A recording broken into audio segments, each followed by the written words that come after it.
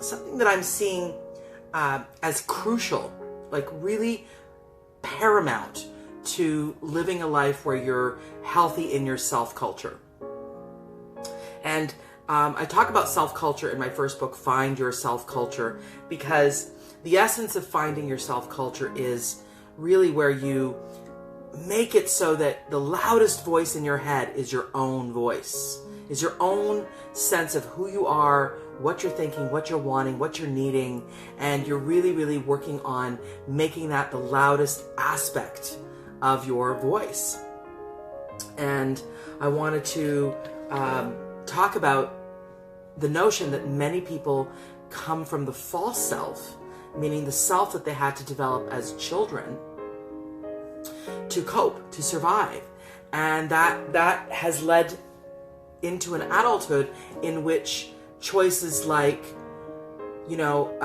always operating based on what other people want, or operating based on I can't hurt other people, or I can't disappoint other people. And then they end up in marriages they don't want to be in, or in relationships they don't want to be in, or in friendships they don't want to be in, or in meetings they don't want to be in, or in jobs they don't want to be in, or in choices they don't want to be in, because they're essentially operating from the false self.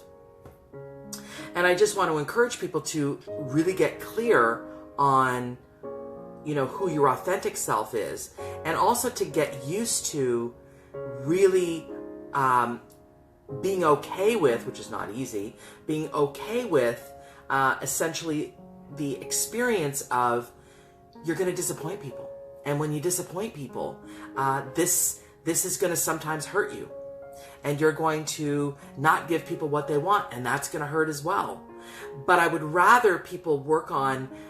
dealing with that pain and dealing with that anxiety of disappointing other people, rather than operating from a false sense of self, rather than saying yes when they don't want to say yes. And I see people currently, my whole practice is filled with people who have made choices and have ended up in marriages where they're not operating from the truth, or they end up deeply depressed because they're not operating from their truth. And when they are